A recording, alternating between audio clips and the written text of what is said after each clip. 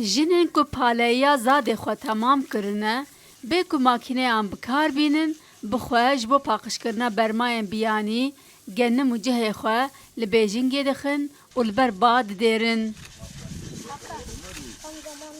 Li navçeya Zarûşadê, ser bi parêzgeha Qarsê ya Bakurê Kurdistanê, ji ber dema zivistanê dirêj e, jin ji havînê de dest bi amadekariyê xwe dikin, bi taybetî piştî patozkirina zad, karê wan ê zehmet dest pê dike. Sabahleyin kalkarız, ertesi sarırız. Em serê sibehê zû dibin, paçekî li erdê radixin û stîlên xwe tijî dikin. Eger ba hebe em didêrin, lê nebe jî em li bendê dimînin, piştre em li aş dihêrin û bo zivistanê amade dikin.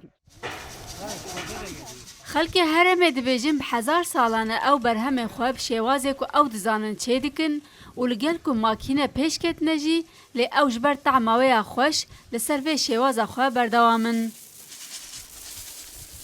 Burgul, yarma, onu yıkayırız. Em savar dan dişon û bêjing dikin wekû çawa dayîk û bapîrên me çê dikirin em jî wisa çê dikin. Niha mekîne hene lê tama yê mekînan ne wek yê destan e.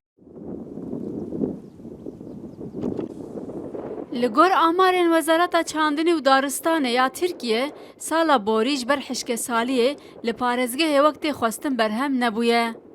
Lê îsal tê çaverêkirin ku nêzîka 10,000 ton genim û ceh bê berhev kirin.